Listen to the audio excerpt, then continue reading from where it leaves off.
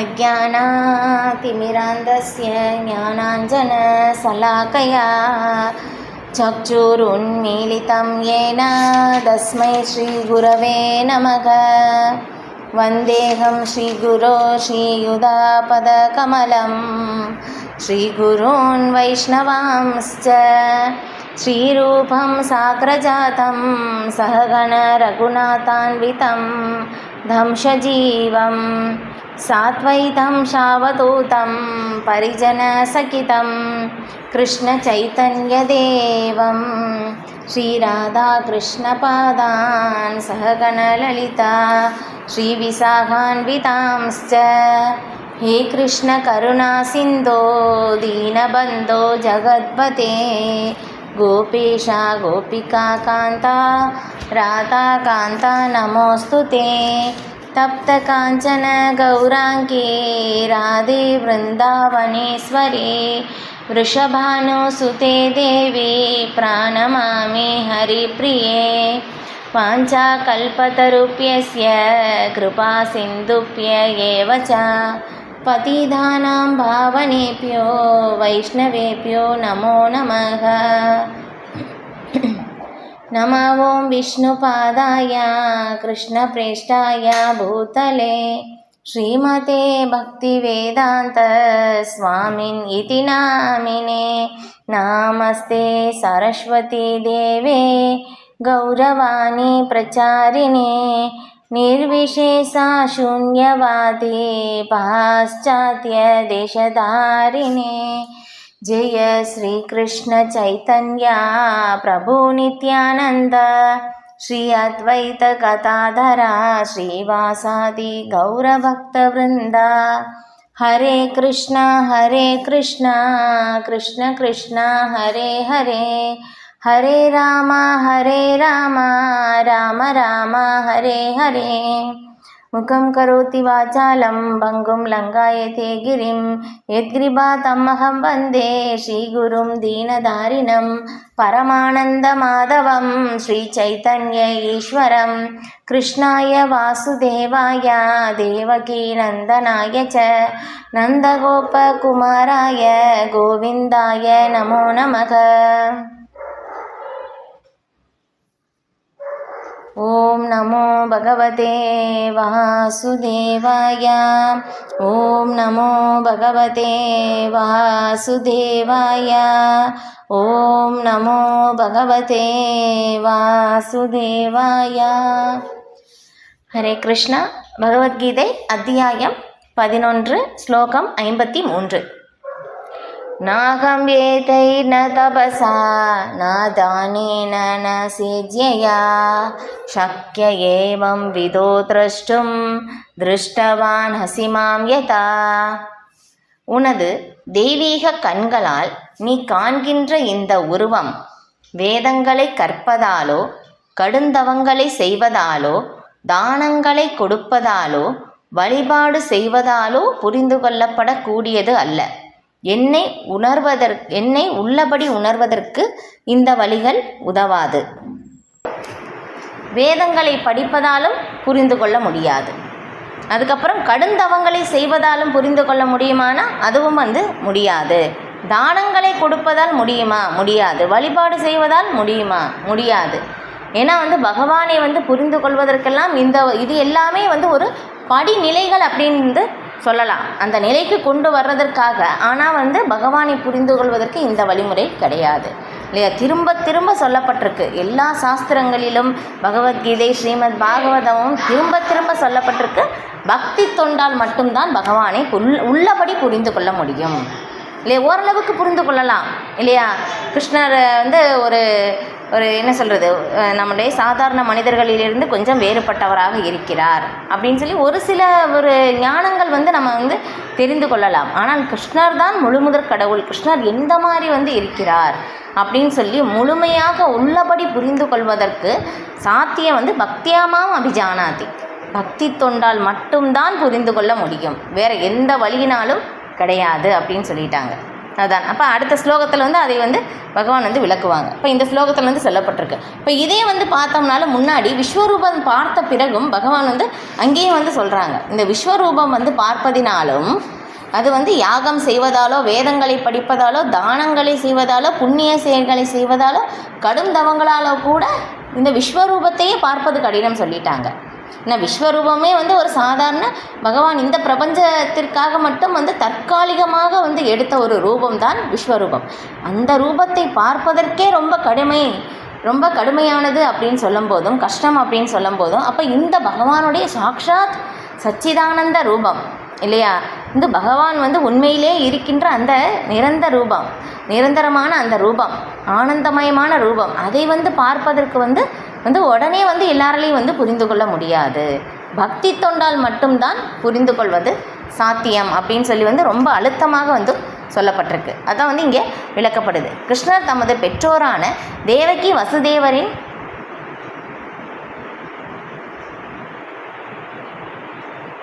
Hare Krishna. Okay, அப்போ வந்து பகவானுடைய ரூபத்தை வந்து பார்ப்பது பக்தி தொண்டால் மட்டுமே சாத்தியம் அப்படின்னு சொல்லி வந்து சொல்லப்படுது. ஓகே, கிருஷ்ணர் தமது பெற்றோரான தேவகி வசுதேவரின் முன்பு முதலில் 4 கரங்களையுடைய உருவத்தில் தோன்றினார். பின்னர் 2 கரங்களையுடைய உருவத்தில் தம்மை மாற்றிக்கொண்டார். நாஸ்திகர்களாலும் பக்தி தொண்டு அற்றவர்களாலும் இந்த ரகசியத்தை புரிந்து கொள்வது மிகவும் கடினம். இப்போ இதே வந்து பார்த்தோம்னா பிரம்மதேவர் இல்லையா, ஆனால் பிரம்மதேவருடைய ஆயுட்காலம் வந்து 100 வருடம். பிரம்மதேவருடைய கணக்குப்படி ஆயுட்காலம் 100 வருடம். ஆனால் நம்மளுடைய மனித கணக்குப்படி வந்து பிரம்மதேவருடைய ஆயுட்காலம் வந்து எப்படின்னா 1000 சதுர்யுகம் பிரம்மாவுடைய ஒரு பகல் இல்லையா. சத்தியயுகம், திரேதாயுகம், துவாபர யுகம், கலியுகம் அப்படின்னு சொல்லி 4 யுகங்கள் வந்து இருக்குது. இப்போ இந்த 4 யுகங்களில் வந்து 1000 தடவை சுற்றி வரும்போதும் அதுதான் பிரம்மாவுடைய ஒரு பகல், 12 மணி நேரம். அதே மாதிரி நீண்டது வந்து பிரம்மாவுடைய இரவு. இந்த மாதிரி பிரம்மா வந்து 100 வருடம் வாழ்கிறார். இப்போ வந்து பிரம்மதேவருடைய நம்மளுடைய பிரபஞ்சத்தில் இருக்கின்ற பிரம்மதேவருக்கு வந்து 50 வருடம் ஆயுட்காலம் முடிஞ்சிருச்சு. இப்போ 51வது வருடத்தில் வந்து அவர் இருக்கிறார், 2 பிரிவாக இருக்காமல். இப்போ வந்து பிரம்மதேவர் வந்து இரவில் தூங்க போகும்போது ஒரு சிறு அழிவு ஏற்படும். ஏன்னா பிரம்மதேவர் தான் எல்லாரையும் படைக்கிறார். இப்போ அவர் இல்லாத போது எப்படி வந்து எல்லாரையும் வந்து பாதுகாப்பது? இப்போ அதனால் அப்போ வந்து இறுதியில் பிரம்மதேவர் ஆயுட்காலம் முடியும் போதும் அங்கேயும் வந்து பெரிய பிரளயம் வந்து ஏற்படும். இப்போ இந்த மாதிரி வந்து நடக்குது. இப்போ இந்த மாதிரி இருக்கும்போதும் இப்போ பிரம்மதேவருடைய ஆயுட்காலம், அவருடைய ஆயுட்காலம் முழுக்க வந்து, ஏன்னா பிரம்மதேவர் எப்படி வர்றாருன்னா கர்ப்போதகசை விஷ்ணுவுடைய நாபி கமலத்திலிருந்து பிரம்மதேவர் தோன்றுகிறார். இப்போ பிரம்மதேவருடைய நாபி கமலத்தின் தோன்றிய பிறகு பார்க்குறார், ஏன்னா முதல் உயிர்வாளி பிரம்மதேவர் மட்டும்தான். ஏன்னா பிரம்மதேவர் தான் எல்லாரையும் படைக்கின்றார், அதுக்கு முன்னாடி எந்த உயிர்வாளியும் இல்லை. இப்போ இந்த தாமரை தண்டில் இருந்து பார்க்குறாங்க, சுத்தியில் பார்க்கும்போதும் யாருமே இல்லை. சரி, நம்ம எந்த வழியாக வந்தோம்னு சொல்லி தாமரை தண்டு வழியாக இறங்கி போய் வந்து கர்ப்போதகசை விஷ்ணு பக்கத்தில் போயிட்டாங்க. ஆனால் பகவானை பார்க்க முடியவில்லை. அதுக்கப்புறம் திரும்ப தாமரை தண்டிலே வந்து அமர்ந்த பிறகு பிரம்மதேவருடைய ஆயுட்காலம் வந்து 100 வருடம் தவம் செய்த பிறகுதான் அதுக்கப்புறம் பகவானுடைய விருப்பப்படி தான் பகவானை பார்க்க முடிந்தது பிரம்மதேவரால். அப்போ பிரம்மதேவருக்கே இந்த மாதிரி ஒரு நிலை அப்படின்னாக்கா வந்து சாதாரண மனிதர்கள் எப்படி இல்லையாப்பா? அதுக்கப்புறம் வந்து தவம் செய்கிறார். எப்படி தவம் வந்து இங்கே சொல்லியிருக்கிற மாதிரி சாதாரண தவம் இல்லை, பக்தி தொண்டுக்கு சம்பந்தமான தவம் இல்லை. சில பேர் வந்து என்ன பண்ணுவாங்கன்னா இந்த ரஜோகுணத்தில் இருந்து வந்து தவம் இது அந்த தியாகம் எல்லாமே வந்து செய்வாங்க. இன்றைக்கி வந்து யாராவது என்னை திட்டாங்கன்னா இனி நான் வந்து சாப்பிடவே மாட்டேன். இப்போ அது வந்து பக்தி தொண்டுக்கு சாதகமானது கிடையாது இல்லையா? அதுக்கப்புறம் வந்து என்ன பண்ணுவாங்கன்னா இன்றைக்கி எனக்கு வந்து இந்த மாதிரி வந்து அதிகமான சம்பளம் தர வேண்டும் அப்படின்னு சொல்லி நிறைய பேர் எல்லாம் ஸ்ட்ரைக்கெல்லாம் பண்ணுவாங்க இல்லையா? இப்போ அந்த மாதிரி தவம் எல்லாமே வந்து தவத்தில் வந்து சேராது. தவம் செய்வது வந்து எப்படின்னா பக்தி தொண்டுக்கு சாதகமாக இருக்க வேண்டும். இப்போ அந்த மாதிரி சாதகமான ஒரு தவத்தை பிரம்மதேவர் செய்த பிறகுதான் எப்படி அவருடைய ஆயுட்கால கணக்குப்படி செய்த பிறகுதான் வந்து பகவானை பார்க்க முடிந்தது. அதான் பக்தி தொண்டா, அதுவும் வந்து எப்படி ஒரு சிறிதளவு தான் புரிந்து கொள்ள முடிந்தது. இப்போ அதை புரிந்து கொண்ட பிறகு, புரிந்து பகவானை உணர்ந்த பிறகுதான் பிரம்மதேவர் பிரம்ம சம்ஹிதையை இயற்றினார். அவருடைய அனுபவத்தை, பகவானுடைய ஒரு வடிவத்தை வந்து பார்க்கிறார். எந்த மாதிரி அப்படின்னு சொல்லிட்டு, எந்த மாதிரி பகவான் இருக்கிறார் அப்படின்னு சொல்லி இப்போ அந்த ஒரு ரூபத்தை அப்படியே வந்து அவர் பிரம்ம சம்ஹிதையில் பதிவு செய்கிறார். பகவானுடைய குணங்கள் எப்படிப்பட்டது அப்படின்னு சொல்லிட்டு இல்லையா? நம்ம வந்து கிருஷ்ணரை பற்றி ஓரளவுக்கு வந்து புரிந்து கொள்ள வேண்டும் அப்படின்னாக்கா கண்டிப்பாக பிரம்ம சம்ஹிதையின் மூலமாக கிருஷ்ணரை பற்றி நாம் ஓரளவுக்கு நம்மளால் தெரிந்து கொள்ள முடியும். பிரம்மதேவரே வந்து சொல்கிறாங்க, நான் என்னால் வந்து முழுமையாக புரிந்து கொள்ள முடியவில்லை. நான் முழுமையாக பகவானை புரிந்து கொள்வது ரொம்ப ரொம்ப கடினம், முடியாத காரியம். ஏன்னா பகவான் எப்படியான எல்லையற்றவராக இருக்கிறார். இப்போ வந்து இந்த பகவானை ஓரளவுக்காவது நம்ம புரிந்து கொள்ளணும் அப்படின்னாக்கா பக்தி தொண்டால் மட்டும்தான் சாத்தியம். அதான் வந்து இங்கே சொல்லப்படுது, நாஸ்திகர்களாலும் பக்தி தொண்டு அற்றவர்களாலும் இந்த ரகசியத்தை புரிந்து கொள்வது மிக மிக கடினம் இல்லையா. பகவானே வந்து பிரம்மதேவருக்கு வந்து தரிசனம் கொடுக்கும்போது அப்போ வந்து சொல்கிறாங்க, என்னை பற்றிய ஞானம் வந்து மிக மிக ரகசியமானது, என்னை பற்றிய அறிவு ரகசியமானது அப்படின்னு சொல்லி வந்து சொல்லப்பட்டிருக்கு. இதப்போ பகவானை பற்றிய அறிவு வந்து முழுமையாக மறைக்கப்பட்டிருக்கு. பக்தி தொண்டு யார் செய்கிறார்களோ அவர்களுக்கு மட்டும்தான் வெளிப்படுத்தப்படும்.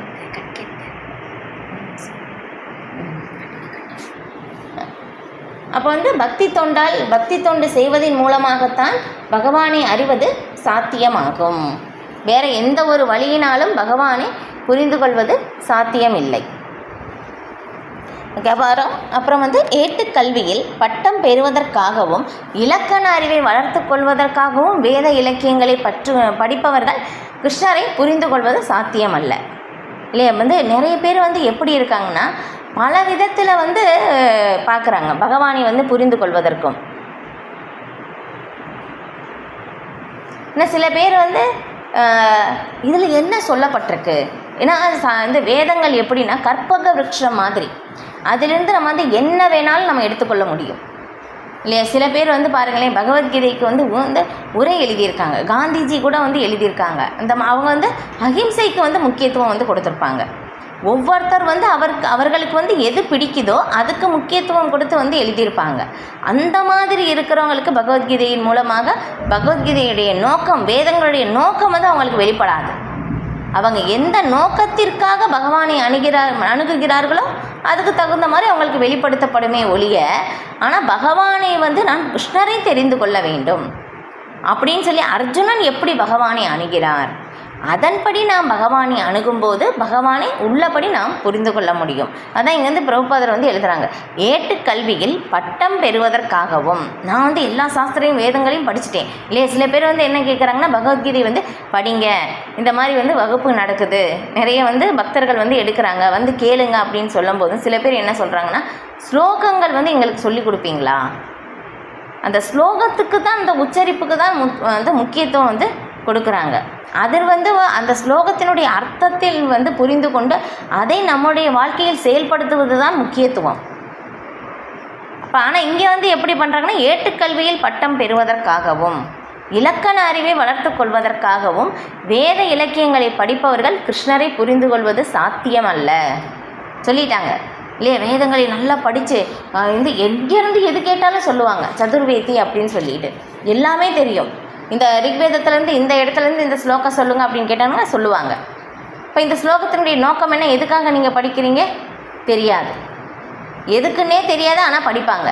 நான் வந்து எனக்கு எல்லா வேதமும் தெரியும் அப்படின்னு சொல்லி அந்த பெருமைக்காக படிப்பது, இதனால் வந்து கண்டிப்பாக கிருஷ்ணரை புரிந்து கொள்வது சாத்தியமில்லை, கிருஷ்ணரை புரிந்து கொள்ள முடியாது. இப்போ கோவிலுக்கு சென்று சடங்கினை போன்ற வழிபாடு செய்பவர்களாலும் அவர்களை புரிந்து கொள்ள முடியாது இல்லையா. வந்து கிருஷ்ணர் சொன்னது அதே தான் வந்து இங்கே பிரபுபாதர் வந்து விளக்குறாங்க. இப்போ அவர்கள் கோவிலுக்கு விஜயம் செய்யலாம், ஆனால் கிருஷ்ணரை உள்ளபடி அவர்களால் புரிந்து கொள்ள முடியாது. அவரை பக்தி தொண்டின் பாதையினால் மட்டுமே புரிந்து கொள்ள முடியும். அதான் இல்லையா, நம்ம வந்து பார்த்தோம் இல்லையா, கிருஷ்ணரை புரிந்து கொள்வதற்கான ஒரே வழி இது மட்டும்தான், வேறு எந்த வழியினாலும் புரிந்து கொள்வதும் சாத்தியமே இல்லை. இது பின்வரும் ஸ்லோகத்தில் கிருஷ்ணராலேயே விளக்கப்படுகின்றது. ஸ்லோகம் 54. பக்தியாத்வனன்யயா சக்ய அகம் ஏவம் விதோ அர்ஜுன ஞாதும் திரஷ்டும் ச தத்வேன பிரவேஷ்டும் ச பரந்தப. எனது அன்பு அர்ஜுனா, உன்முன் நிற்கும் என்னை களப்பற்ற பக்தி தொண்டினால் மட்டுமே இது போன்று நேரடியாக காணவும் புரிந்து கொள்ளவும் முடியும். இவ்வழியில் மட்டுமே என்னை பற்றிய உண்மையின் இரகசியங்களிலே உன்னால் நுழைய முடியும் இல்லையா. பிரம்மதேவர் முதல் உயிர்வாளி, அவருமே வந்து எவ்வளவு வந்து கடுமையான முயற்சி செய்தார். சுய முயற்சியினாலும் பகவானை புரிந்து கொள்ள முடியாது. மனக்கற்பனையினாலும் பகவானை புரிந்து கொள்ள முடியாது. பகவானே தம்மை எப்போது வெளிப்படுத்துகிறாரோ அப்போதுதான் புரிந்து கொள்ள முடியும். பக்தி தொண்டால், நாம் செய்யும் பக்தி தொண்டால் பகவான் எப்போது திருப்தி அடைகிறாரோ அதுக்கப்புறம் தான் பகவானே நம்மளால் புரிந்து கொள்ளவே முடியும். பகவான் யார், பகவான் எப்படிப்பட்டவர் அப்படின்னு சொல்லிட்டோம். ஏன்னா அந்த பகவானை பற்றிய ஞானம் உண்மை ஞானம் மறைக்கப்பட்டிருக்கு இல்லையா. யார் ஒருவர் ஆன்மீக குருவை அணுகி அவரிடம் சரணடைந்து அவருடைய கட்டளையின்படி செயல்படும் போதும் பகவான் கொஞ்சம் கொஞ்சமாக நம்மை இந்த சேவையில் திருப்தி அடையும் போதும் பகவான் நமக்கு தம்மை கொஞ்சம் கொஞ்சமாக வெளிப்படுத்துவார். அதை இங்கே தெளிவாக சொல்லப்பட்டிருக்கு இல்லையா. களப்பற்ற பக்தி தோன்றினால் மட்டுமே, கலப்படமான பக்தி கொண்டு கிடையாது. அன்யா பிலாக்ஷிதா சூன்யம் ஞான கர்மா தனாவிருத்தம் ஆனுகூலியேன கிருஷ்ணானுசீலனா பக்தி ருத்தமா. எந்த மாதிரி செய்யணும் அப்படின்னு சொன்னால் அன்யாபிலாக்ஷிதா சூன்யம் ஆனுகூலியேன சீலனம். ஏன்னா பகவானுக்கு அனுகூலமான முறையில், எப்படி பகவானுக்கு எது சாதகமானது, பகவானுக்கு என்ன செய்தால் பிடிக்கும், கிருஷ்ணருக்கு பிடித்த மாதிரி நாம் சேவை செய்ய வேண்டும். நமக்கு பிடித்த மாதிரி நாம் சேவை செய்வது கிடையாது. எது கிருஷ்ணருக்கு பிடிக்குமோ அந்த மாதிரி நம்ம சேவை செய்யும் போது தான் பகவான் திருப்தி அடைகிறார். இப்போ அதான் இங்கே சொல்லப்படுது. களப்பற்ற பக்தி தொண்டால் மட்டுமே கிருஷ்ணரை புரிந்து கொள்ள முடியும். இக்கருத்தினை அவர் இந்த ஸ்லோகத்தில் மிகவும் குறிப்பாக விளக்குகின்றார். இதே 18வது அத்தியாயத்திலும் வரும். பக்தியாமாம் அபிஜானாதி யாவான் இஷ்டாஸ்மி தத்வதக அப்படின்னு சொல்லிட்டு இப்போ அங்கேயும் சொல்லப்படுது. பக்தி தொண்டால் மட்டும்தான் என்னை அறிய முடியும். இதை பற்றிய ஞானம் எப்படி ரகசியமானதுன்னு சொல்லப்பட்டது இல்லையா. 9வது அத்தியாயத்திலையும் தலைப்பே பக்தி தொண்டு இல்லையா. ராஜவித்யா ராஜகுக்கியம் அப்படின்னு சொல்லப்பட்டிருக்கு இல்லையா. ரகசியங்களிலேயே மிக மிக ரகசியமானது இது பகவானை பற்றிய ஞானம். பக்தி தொண்டால் மட்டும்தான் கிருஷ்ணரை அறிய முடியும். பகவானுக்கு செய்கின்ற அந்த பக்தி தொண்டு சேவை மிக மிக ரகசியமானது. இவ்வாறு விளக்குவதன் மூலம் அனுமானத்தினால் பகவத்கீதையை புரிந்து கொள்ள முயலும் அங்கீகாரமற்ற கருத்துரையாளர்கள் தாம் வெறுமனே காலத்தை விரயம் செய்து கொண்டு இருக்கிறோம் என்பதை புரிந்து கொள்வார்கள் இல்லையா. இப்போ பார்த்தோம் இல்லையா, கற்பனை செய்தோம், நம்ம அனுமானம் செய்து நாமளே படித்து புரிந்து கொள்வது, கற்பனை செய்து இது இப்படி இருக்குமா அது அப்படி இருக்குமா, அதன் மூலமாகவும் கிருஷ்ணரை புரிந்து கொள்வது சாத்தியமே இல்லை. பகவான் தம்மை வெளிப்படுத்தவே மாட்டார். கிருஷ்ணரையோ அவர் தமது பெற்றோர்களிடம் இருந்து 4 கரங்களுடைய உருவில் தோன்றி உடனேயே 2 கரங்களுடைய உருவமாக தம்மை எவ்வாறு மாற்றிக்கொண்டார் என்பதையோ எவராலும் புரிந்து கொள்ள முடியாது இல்லையா. சில பேர் என்ன சொல்கிறாங்கன்னா, ஸ்ரீமத் பாகவதத்தில் சொல்லப்பட்டிருக்கு எது வம்சத்தில் பகவான் அவதரிக்கிறார். எது வம்சம் கடைசியில் லீலைகள் எல்லாமே முடிந்து போன பிறகு பகவான் எப்படி எல்லாரு மாதிரியும் இறக்கின்றார் அப்படின்னு சொல்லி அதை எல்லாமே அவங்க இது பண்ணுறாங்க. பகவான் இங்கேருந்து லீலையை முடித்துட்டு போகிறார். இப்போ சில பேர் என்ன பண்ணுறாங்கன்னா, நாத்திகர்கள் இல்லையா, அவங்க எல்லாருமே எந்த மாதிரி பேசுகிறாங்கன்னா, நம்மளை மாதிரி தான் ஒரு சாதாரண மனிதர், இங்கே வரும்போது ஒரு சில விதமான அந்த சக்தியை மட்டுமே வெளிப்படுத்துகிறார், நம்மளை மாதிரி அவர் இறந்து போயிட்டார் அப்படின்னு சொல்கிறாங்க. இந்த மாதிரி விஷயங்கள் எல்லாமே பகவான் இந்த மாதிரி லீலைகள் செய்வது எல்லாமே நாத்திகர்களை குழப்புவதற்காகத்தான்.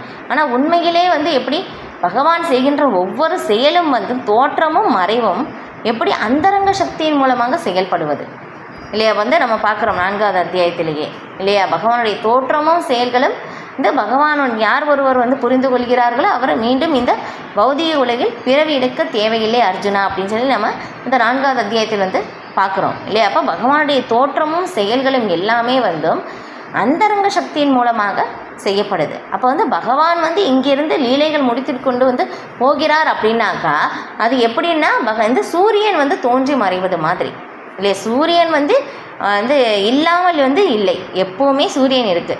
இந்த பகுதியில் இல்லை அப்படின்னாக்கா வேறொரு பகுதியில் உதிக்கிறது. அதே மாதிரி தான் பகவானுடைய லீலைகள் நித்தியமாக நிகழ்ந்து கொண்டே இருக்கிறது. இந்த பிரபஞ்சத்தில் பகவானுடைய லீலைகள் முடிஞ்சிருச்சுன்னா வேறொரு பிரபஞ்சத்தில் பகவானுடைய லீலை அங்கே தொடங்குகிறது. இதுதான் இப்போ அதுதான் இது பக்தர்களால் மட்டும்தான் இந்த பகவானுடைய அந்த உண்மையான ரகசியத்தை புரிந்து கொள்ள முடியும். வேறு யாராக இருந்தாலும் புரிந்து கொள்ள முடியாது. அப்படி சொன்னாலும் அவங்க என்ன பண்ணுவாங்கன்னு ஏற்றுக்கொள்ள மாட்டார்கள், ஒரு வேடிக்கையாக எடுத்துக்கொள்வாங்க. அதுதான் அவங்க சொல்லி பார்த்தாலும் என்ன பண்ணுவாங்கன்னா இதுதான் உண்மைன்னா அவங்க நம்பவே மாட்டாங்க. ஏன்னா பகவானுடைய கருணை இருந்தால் தான் புரிந்து கொள்ளவே முடியும். பகவானுடைய பற்றிய அந்த ரகசியத்தையும் ஏற்றுக்கொள்ளவும் முடியும், புரிந்து கொள்ளவும் முடியும். இது அவங்களுடைய துரதிர்ஷ்டம்தான். இப்போ இத்தகைய விஷயங்களை வேதங்களை படிப்பதாலோ தத்துவ அனுமானத்தாலோ புரிந்து கொள்வது கடினம். எனவே இத்தகைய விஷயங்களை உண்மையில் நுழைவதோ அவரை காண்பதோ எவராலும் இயலாது என்று மிக தெளிவாக குறிப்பிடப்பட்டுள்ளது. இல்லையா? பிரபுபாதர் பாருங்களேன், இதற்குரிய விளக்கம் இவ்வளோ பெரிதாக கொடுத்துருக்காங்க. 3 பக்கம் வரைக்கும் இதனுடைய விளக்கம் கொடுத்துருக்காங்க. ஏன்னா பக்தியால் மட்டும்தான் புரிந்து கொள்ள முடியும். வேதங்களை படித்து கொண்டே போகலாம், புரிந்து கொள்ள முடியாது. இல்லையா? ஏட்டுக்கல்வியில் இங்கே பௌதிகத்திலே அறிவில் மிக உயர்ந்த வளர்ச்சி பெற்று இருக்கலாம். ஆனால் அவர்களாலும் கிருஷ்ணரை புரிந்து கொள்ள முடியாது. அதுக்கப்புறம் ஏன்னா அவங்களுடைய சொந்தம் இவ்வளோ படிச்சிருப்பாங்க இல்லையா? பௌதிகத்தில் மிக உயர்ந்த பட்டங்களை பட்டம் பெற்றிருப்பாங்க, மிக உயர்ந்த பதவியிலும் இருப்பாங்க. ஆனால் தன்னுடைய சொந்த புலன்களை கட்டுப்படுத்த முடியாது. ஒரு சின்ன கோபம் வந்தாலும் கூட அவங்களால கட்டுப்படுத்த முடியாது. ஏன்னா இவ்வளோ படிச்சிருப்பாங்க. அதான் பௌதிக கல்வியினால் கண்டிப்பாக எதையுமே செய்ய முடியாது. ஆன்மீகத்தை புரிந்து கொள்ளவே முடியாது இது. ஆனால் பௌதிகமான எந்த கல்வியும் இல்லை. ஆனால் இருந்தாலும் பக்தி இருந்தால் கிருஷ்ணருடைய கருணையால் அவங்க பகவானை புரிந்து கொள்ள முடியும். அதுதான் ஆன்மீக குருவுடைய கருணை இருந்தால் அதான் இங்கே நம்ம சொல்கிறோம். முகம் கரோத்தி வாச்சாலம் பங்கும் லங்காயத்தேகிரி எகிருபா தம்மகமந்தே ஸ்ரீகுரும் தீனதாரினம் பரமானந்த மாதவம் ஸ்ரீ சைத்தன்ய ஈஸ்வரம் அப்படின்னு சொல்லி இல்லையா? ஒரு ஆன்மீக குருடைய சைத்தன்ய மகாபிரபுடைய கருணை இருந்தால் எப்படி ஒரு முடவன் கூட நடப்பான், ஊமை கூட பேசுவான். இது எப்படி சாத்தியம் இல்லையா? ஆனால் பகவானுடைய கருணையால் எல்லாமே சாத்தியம்.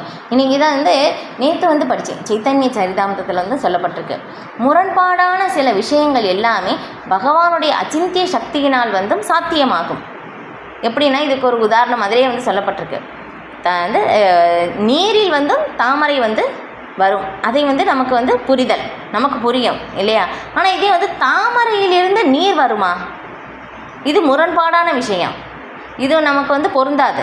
ஆனால் எப்படின்னா பகவானுடைய பகவானுடைய விஷயத்தில் இந்த முரண்பாடு பொருந்தும் அப்படின்னு சொல்லி அங்கே விளக்கம் கொடுக்கப்பட்டிருக்கு. எப்படின்னா பகவானுடைய தாமரை திருவடியிலிருந்து தான் கங்கை நீர் வந்தது இல்லை, இது முரண்பாடு தான். ஆனால் பகவானுடைய விஷயத்தில் முரண்பாடும் கூட சரியாக ஆகும் இல்லையா? பகவான் எப்படின்னா எல்லாத்திற்கும் அப்பாற்பட்டவர். பகவானுடைய அச்சிந்திய சக்தியினால் எதை வேணாலும் செய்ய முடியும் இல்லையா? அதுதான் இங்கே நடக்குது இல்லையா? நம்ம நம்முடைய அனுபவத்தில் நம்ம பார்க்க முடியும். ரொம்ப வசதியாக இருக்கிறவங்க எப்படி இருப்பாங்க, ஒரு கட்டத்தில் திடீர்னு கீழேயும் வரலாம். ரொம்ப கீழான நிலையில் இருப்பவர் கூட உயரத்தில் போகலாம் இல்லை? அந்த ராட்டினத்தில் மாதிரி இல்லையா? ஒரு சில நேரம் மேலே வரும், சில நேரம் கீழே போகும். இதுதான் நம்ம எந்த மாதிரி நடக்குது அப்படின்னு சொல்லி நம்மளால் புரிந்து கொள்ள முடியாது இல்லையா? ஒரு பக்தரை பகவான் ஒருத்தரை காப்பாற்றணும் அப்படின்னு நினச்சிட்டாங்கன்னா எந்த விதமான பௌதீக சக்தியினாலும் அவர் என்ன சொல்கிறது, இறப்பதற்காக எந்த ஒரு திட்டம் போட்டாலும் அது யாராலையும் அவரை கொல்லவே முடியாது. பகவான் ஒருத்தர் கொல்லணும் அப்படின்னு சொல்லி பகவான் நினச்சிட்டாங்கன்னா எந்த விதமான பௌதிக பாதுகாப்பு இருந்தாலும் அவரிடமிருந்து அவரை பாதுகாக்கவே முடியாது. இதுதான் கிருஷ்ணர் நினைத்தால் எதை வேணாலும் செய்ய முடியும். அதுதான் பகவத்கீதையிலே முதல்ல சொல்லப்பட்டிருக்கு 5 விஷயங்கள் இல்லையா? இந்த பகவத்கீதையிலே விளக்கப்படுது. ஈஸ்வரா, ஜீவாத்மா, பிரகிருதி, காலம், கர்மா. இதில் ஈஸ்வரா, ஜீவாத்மா, பிரகிருதி, காலம் 4மே நித்தியமானது, அதை மாற்ற முடியாது. கர்மா, நம்மளுடைய கர்மத்தை நாம் செய்கின்ற அந்த பாவ விளைவுகளை அதை நாம் பகவானுடைய விருப்பப்படி எப்படி இங்கே சொல்லியிருக்கிற பகவானுடைய சரணடைந்து பகவத்கீதையில் எந்த அளவுக்கு சொல்லப்பட்டிருக்கோ நிறைய இன்ஸ்ட்ரக்ஷன் பகவான் கொடுத்துருக்காங்க. நம்மளால் எந்த அளவுக்கு முடியுமோ அந்த அளவுக்கு நம்ம பயிற்சி செய்யும் போதும் நம்முடைய கர்ம வினையை நம்மளால் மாற்ற முடியும். அதுதான் சொல்லப்படுது. இதற்கான ஒரு நிறைய சாஸ்திர உதாரணங்கள் நம்ம பார்க்கலாம். முக்கியமாக ஸ்ரீமத் பாகவதத்தில் இல்லையா யாருடைய வாழ்க்கை எந்த அளவுக்கு மாற்றப்பட்டது அப்படின்னு சொல்லிட்டு இல்லையா? பகவானுடைய நாமத்தை சொல்வதன் மூலமாகவே இவ்வளோ பாதுகாப்பு இல்லையா? பிரகலாத் மகாராஜா நம்ம டக்குன்னு ஞாபகம் வரும் இல்லையா? ஓம் நமோ பகவதே வாசுதேவாயா இல்லையா? கருவில் இருக்கும்போதே பகவானுடைய நாமம் நாரத முனிவரால் அவனுக்கு உபதேசிக்கப்பட்டது. அவரிடமிருந்து நாமத்தை கருவில் இருக்கும்போதே கற்றுக்கொண்டு ஆன்மீக ஞானத்தை கற்றுக்கொண்டதின் மூலமாக நாமத்தின் மூலமாகவே எப்படி பகவான் அவருக்கு முழு பாதுகாப்பையும் அளித்தார் இல்லையா? நடந்தது நம்ம நேரிலேயே பார்க்குறோம். இதே அஜாமிலன் கூட மரண தருவாயில் பகவானுடைய நாமம் பகவானை அழைக்கவில்லை, நாராயணா அப்படின்னு சொல்லி தன்னுடைய மகனை தான் அழைத்தார் ஆனால் இதனாலும் கூட என்னாச்சு, மரணப்பிடியிலிருந்து அவர் தப்பினார். இப்போ இதுதான் சொல்லப்படுது. பகவானுடைய நாமம் சிறிதளவு நம்ம செய்கிற அந்த பக்தி தொண்டு கூட மிகப்பெரிய பயத்திலிருந்தும் பாதுகாக்கும். இப்போ பக்தி தொண்டு அவ்வளவு ரகசியமானதாக இருக்குது, மிக மிக ரகசியமானது. அதுக்கப்புறம் செய்வது ரொம்ப எளிமையானது. ஆனால் என்னென்னா ரகசியம் மறைக்கப்பட்டிருக்கு. ஆனால் யார் ஒருவர் ஆன்மீக குருவை ஏற்றுக்கொள்கிறார்களோ அவரிடமிருந்து நம்ம ஞானங்களை பெறும்போது மட்டும்தான் நமக்கு எல்லா உண்மைகளும் புலப்படும். அப்போது தான் நாம் கிருஷ்ணரையே புரிந்து கொள்ள முடியும். இது மட்டும்தான் வழி, வேறு எந்த வழியுமே கிடையாது. இந்த ஒரே ஒரு வழிதான் இருக்குது. இருப்பினும் வேத இலக்கியங்களில் மிகுந்த அனுபவம் வாய்ந்த மாணவர்கள் வேத இலக்கியங்களின் மூலம் அவரை பல பல வழிகளில் அறிய முடியும். பல்வேறு விதிகளும் கட்டுப்பாடுகளும் உள்ளன. ஒருவன் கிருஷ்ணரை புரிந்து கொள்ள விரும்பினால் அங்கீகரிக்கப்பட்ட இலக்கியங்களில் கொடுக்கப்பட்டுள்ள கட்டுப்பாடு விதிகளை கடைபிடிக்க வேண்டும். அத்தகைய கொள்கையின் அடிப்படையில் ஒருவன் தவம் புரியலாம் இல்லையா? அப்போ கிருஷ்ணரை புரிந்து கொள்ளணும்னா எப்படி சொல்லப்பட்டிருக்கு சாஸ்திரத்தில், எந்த மாதிரி நாம் தவத்தை மேற்கொள்ள வேண்டும். நம்மளுடைய விருப்பப்படி தவத்தை மேற்கொள்வது கிடையாது. எப்படின்னா பக்தி தொண்டுக்கு சாதகமாக அது எப்படி செய்வது, அது சாஸ்திரத்தில் கொடுக்கப்பட்டிருக்கு வேத இலக்கியங்களில். அதை படித்து அதன் மூலமாக நாம் தவத்தை மேற்கொள்ள வேண்டும் இல்லையா? சில பிரபுபாதர் நமக்காக அந்த விதிமுறைகள் எல்லாமே நமக்கு கொடுத்துருக்காங்க. 4 கட்டுப்பாட்டு விதிமுறைகளை பயிற்சி செய்வது, தினமும் குறைந்தபட்சம் 14 மாலைகள் நம்ம ஹரே கிருஷ்ண மகாமந்திரத்தை ஜபிப்பது, அதுக்கப்புறம் இந்த பகவானுடைய அவதாரங்களுக்கு எல்லாமே இருக்கும்போது நம்ம உபவாசம் இருப்பது, அவங்களுடைய லீலைகளை கேட்பது, பக்தர்களுடைய சங்கத்தில் இருப்பது, அதுக்கப்புறம் நமக்கு முடிந்தால் யாத்திரைக்கு செல்வது, அதுக்கப்புறம் ஸ்ரீமத் பாகவதம் பகவத்கீதை படிப்பது, அப்புறம் பிரசாதம் மட்டுமே ஏற்பது, தேவையற்ற விஷயங்களை பேசுவது எந்த அளவுக்கு முடியுமோ தவிர்ப்பது. இந்த மாதிரி எல்லாமே இந்த கலியுகத்தில் இதுதான் தவங்கள். ரொம்ப எளிமையானது கூட. ஏன்னா நம்ம கண்டிப்பாக பேசி தான் ஆகணும். அதாவது கிருஷ்ணரை பற்றி நம்ம பேசுவது இல்லையா? கண்டிப்பாக எதையோ ஒன்று நம்ம படிக்கணும் இல்லையா? எல்லாருக்குமே அந்த பழக்கம் இருக்குது. அது கிருஷ்ணரை பற்றி நாம் படிப்பது, அது எதையோ கேட்கணும். இப்போ கிருஷ்ணரை பற்றி கேட்பது, இப்போ இது செய்தாலே போதும். சில பிரபுபாதர் சொல்கிறாங்க, இப்போ இந்த மாதிரி நம்ம தினமும் பகவத்கீதை பாகவதம் தினமும் நம்ம படித்து கொண்டே இருந்தாலே ஆன்மீக உலகத்தை சென்றடைவது நிச்சயம் அப்படின்னு சொல்லிட்டாங்க இல்லையா? ஏன்னா தூய பக்தர்கள் பற்றி ஸ்ரீமத் பாகவதத்தில் கொடுக்கப்பட்டிருக்கு. தூய பக்தர்களுடைய சகவாசம் நமக்கு கிடைக்குது இல்லையா? பகவானை பற்றி பகவானே நேரடியாக பேசியது பகவத்கீதை. இப்போ இது ரெண்டுமே போதும் நம்ம ஆன்மீக உலகத்தை சென்றடைவதற்கு. இது ரெண்டு மட்டும்தான் வழி அப்படின்னு சொல்லிட்டோம். அப்போ உதாரணமாக எந்த மாதிரி தவங்கள் செய்யலாம், அந்த உதாரணத்தை இங்கு சில பிரபுபாதர் விளக்குறாங்க. தீவிரமான தவங்களை மேற்கொண்டு கிருஷ்ணர் தோன்றிய நாளான ஜென்மாஷ்டமி அன்றும் 2 ஏகாதசி தினங்களிலும் பௌர்ணமிக்கு பின்வரும் 11வது நாள், அமாவாசைக்கு பின்வரும் 11வது நாள் விரதம் தத்துவத்தினை கிருஷ்ண உணர்வினை உலகெங்கும் பரப்புவதற்காக கிருஷ்ணரின் தொண்டில் ஈடுபட்டுள்ள கிருஷ்ண பக்தர்களுக்கு அது அளிக்கப்பட வேண்டும் என்பது தெளிவு இல்லையா? இந்த மாதிரி தவம் மேற்கொள்ள வேண்டும். ஏன்னா கிருஷ்ணருக்காக நம்ம விரதத்தை மேற்கொள்வது இல்லையா? நேற்று தான் ஏகாதசி முடிந்தது இல்லையா? ஏகாதசி விரதம் இருப்பது கிருஷ்ணரை ரொம்ப ரொம்ப திருப்திப்படுத்தும் இல்லையா? ஒரு இடத்துல வரும் ஒரு கதையில் என்னென்னா, ஒருத்தர் பார்த்தோம்னா ரொம்ப ஒரு தவறுக்கு மேலே தவறு செய்பவர், பாவத்தையே மட்டும் சேர்த்து வைத்து கொண்டு இருக்கிறார். ஆனால் அந்த நபர் பார்த்தோம்னா பாவத்துக்கு மேலே பாவத்தை சேர்த்து வைத்து கொண்டு இருக்கிறார். ஆனால் அந்த நபர் ஏதோ ஒரு இதனால் சூழ்நிலையினால் ஏகாதசி அன்று அப்படின்னு சொல்லி அவங்களுக்கு தெரியாது. ஆனால் இருந்தாலும் அந்த நாள் முழுக்க முழுக்க அவங்களுக்கு எந்த சாப்பாடுமே கிடைக்காம அன்னைக்கு நாள் முழுக்க உபவாசம் இருக்கின்ற அந்த ஒரு நிலை ஏற்பட்டுச்சு.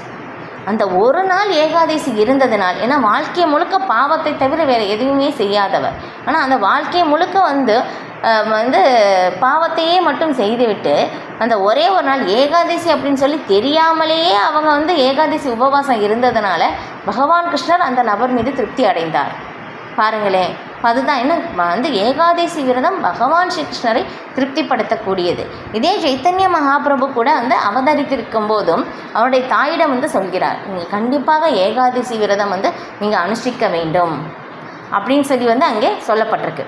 இது யாராக இருந்தாலும், ஒரு கிரகஸ்தர் இருந்தாலும், பிரம்மச்சாரி, வானப்பிரஸ்தன், சன்னியாசி யாராக இருந்தாலும் கண்டிப்பாக வந்து 8 வயதிலிருந்து 80 வயது வரை ஏகாதசி அனுஷ்டிக்க வேண்டியது, கண்டிப்பாக வந்து செய்ய வேண்டியது, எல்லாருமே வந்து இருக்க வேண்டியது. மற்ற விரதங்கள் வந்து இருப்போமோ இல்லையோ, ஏன்னா வந்து சில பேர் வந்து அந்த கிருத்திகை அந்த மாதிரி எல்லாமே வந்து விரதங்கள் வந்து இருப்பாங்க. ஆனால் ஒரே ஒரு ஏகாதசி இருந்தாலே பல கிருத்திகை அந்த விரதங்கள் எல்லாமே இருந்ததற்கு சமம். அந்த ஒரு ஏகாதசி விரதம் இருந்தாலே போதும், மற்ற விரதங்கள் இருந்ததற்கு எல்லாத்துக்கும் பலனே வந்து நமக்கு கிடைச்சிருமாமா. இது எல்லாமே சாஸ்திரத்தில் வந்து சொல்லப்பட்டிருக்கு. ஆனால் கண்டிப்பாக எல்லாருமே ஏகாதசி விரதம் எடுப்பது ரொம்ப ரொம்ப நல்லது. ஏன்னா கண்டிப்பாக அந்த நாளில் வந்து தானியங்களை ஏற்கக்கூடாது. ஏன்னா பாவ புருஷன் வந்து அந்த நாள் வந்து தானியத்தில் வந்து இருப்பதால் அந்த நாள் நம்ம தானியத்தை ஏற்கும்போது வந்து நாம் பாவத்தையே தான் வந்து உண்கின்றோம். அதனால் தானியங்கள் ஏற்காமல் வேறு அந்த பழங்கள், இந்த என்ன சொல்கிறது, இந்த சீட்ஸ் எல்லாமே வந்து இந்த விதைகள் இல்லாத அந்த பழங்கள், காய்கறிகள் எல்லாமே வந்து நம்ம எடுக்கலாம்.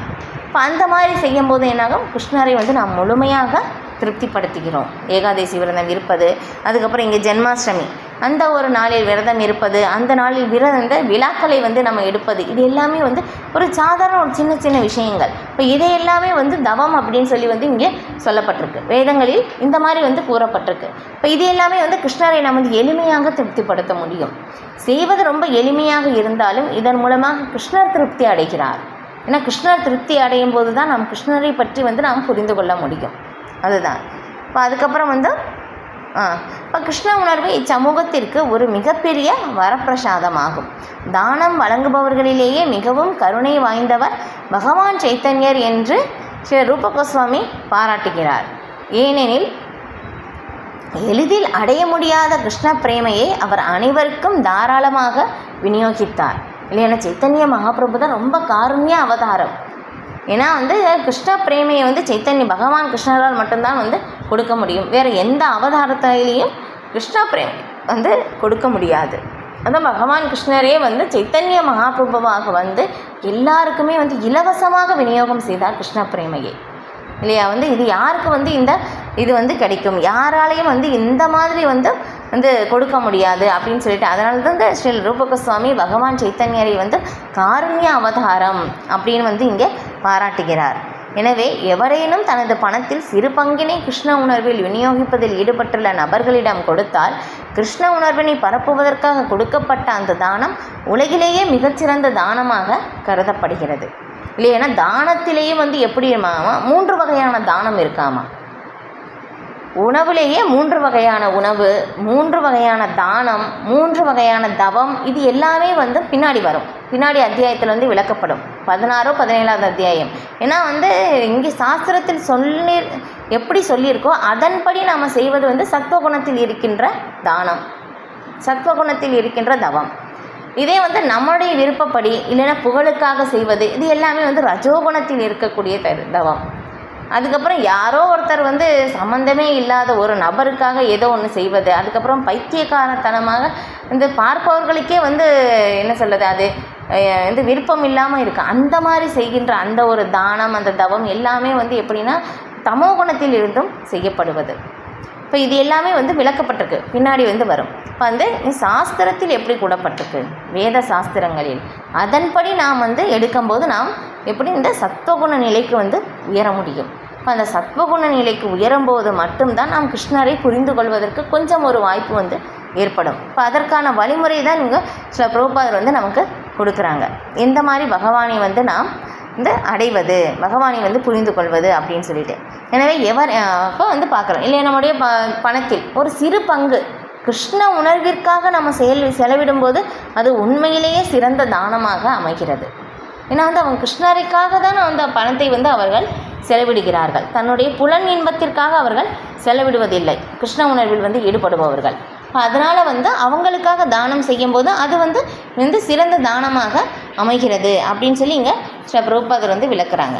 மேலும் ஆலய வழிபாட்டினை இந்தியாவில் உள்ள கோவில்களில் பெரும்பாலும் விஷ்ணு அல்லது கிருஷ்ணனுடைய விக்கிரகங்கள் இருக்கின்றன. விதிமுறைப்படி மேற்கொள்பவன் பரமபுருஷ பகவானுக்கு மரியாதையுடன் வழிபாடு செய்வதால் முன்னேறுவதற்கான வாய்ப்பை பெறுகிறான். இல்லை விக்கிரக வழிபாடு இந்த மாதிரி செய்வது அப்படின்னு சொல்லிட்டு. இப்போ இறைவனின் பக்தி தொண்டின் ஆரம்ப நிலையில் இருப்பவர்களுக்கு ஆலய வழிபாடு அத்தியாவசியமானதாகும். ஏன்னா வந்து ஆரம்ப நிலையில் இருப்பவர்களுக்கு வந்து என்ன ஆகுன்னா அந்த தூய்மை நிலை அடையாததினால் விக்கிரக வழிபாடு வந்து ரெக்கமெண்ட் பண்ணுறாங்க. ஏன்னா விக்கிரக வழிபாடு வந்து நம்ம வந்து பகவானுக்கு வந்து நம்ம செய்யும் போது என்ன ஆகும்னா ஆரத்தி செய்யும் போதும் பகவானுடைய கொஞ்சம் கொஞ்சமாக நாம் தூய்மையை அடைகின்றோம். அந்த தூய்மையை அடைவதற்காகத்தான் அந்த வழிபாடு விக்கிரக வழிபாடு வந்து நமக்கு கொடுக்கப்பட்டிருக்கு. இப்போ ஆரம்ப நிலையில் இருப்பவர்களுக்கு இந்த மாதிரி வந்து செய்து செய்து செய்து அவங்க வந்து அந்த ஒரு தூய்மை நிலையை அடைந்து சத்துவகுண நிலைக்கு வந்து உயர முடியும். அந்த மனதில் வந்து அந்த தூய்மை அடைந்து பகவானை புரிந்து கொள்வதற்கான அந்த ஒரு நிலை வந்து ஏற்படும் அப்படின்னு சொல்வதற்காகத்தான் ஆரம்ப நிலையில் உள்ளவர்களுக்கு இந்த ஒரு வழிபாடு வந்து சொல்லப்பட்டிருக்கு. இப்போ இது வேத இலக்கியங்களிலும் ஸ்வேதாஸ்வதர உபனிஷதம் 6.23 உறுதிப்படுத்தப்பட்டுள்ளது. எஸ்ய தேவே பராபக்திர் யதா தேவே ததா குரவ் தஸ்யைத்தே கதிதாகிய அர்த்தா பிரகாசந்தே மகாத்மனக. இல்லை, இதை வந்து நம்ம இப்போ தான் பார்த்தோம். எவன் ஒருவன் ஆன்மீக குருவினால் வழிநடத்தப்பட்டு முழுமுதற் கடவுளிடம் நிலையான பக்தியையும் அதே போன்று அசையாத நம்பிக்கையை ஆன்மீக குருவிடம் வைத்திருப்பவனுக்கு முழுமுதற் கடவுள் தம்மை வெளிப்படுத்துகிறார். இதான் ஆன்மீக. ஏன்னா நேரடியாக வந்து பகவானை நாம் அணுக முடியாது, ஏன்னா அந்த தூய்மையான நிலையில் நாம் இல்லை. இப்போ அதனால் வந்து ஆன்மீக குருவின் வழியாகத்தான் நாம் வந்து அணுக முடியும். அப்போ ஆன்மீக குருவை அணுகி ஆன்மீக குரு நமக்கு எந்த மாதிரி வந்து பக்தி தொண்டு பயிற்சி செய்ய சொல்கிறார்களோ அந்த கட்டளையின்படி அவருடைய வார்த்தையிலும் முழு நம்பிக்கை கொண்டு அதன்படி நாம் செயல்படும் போது மட்டும்தான் வந்து பகவான் தம்மை வெளிப்படுத்துவார். இதுதான் வழி. ஏகேகா குரு நந்தனா. பகவானை வந்து புரிந்து கொள்வதற்கான ஒரே வழி வந்து இதுதான். ஆன்மீக குருவிடம் சரணடைந்து இல்லையா வந்து 4வது அத்தியாயத்தில் வந்து அந்த ஸ்லோகம் வந்து வரும் இல்லையா. தத்வித்தி பிரணிபாதேன பரிப்பிரஷ்னேன சேவையா உபதேக்ஷந்தி தே ஞானம் ஞானின தத்துவதர்ஷினக. தத்துவதர்ஷினக இல்லையா, யார் ஒருவர் வந்து உண்மையை கண்டறிந்திருக்கிறார்களோ புரிந்து கொண்டிருந்திருக்கிறார்களோ யார் பகவானை உணர்ந்து இருக்கிறார்களோ யார் பகவானை அனுபவித்து இருக்கிறார்களோ அவரிடம் அதான் தத்துவதர்ஷினக.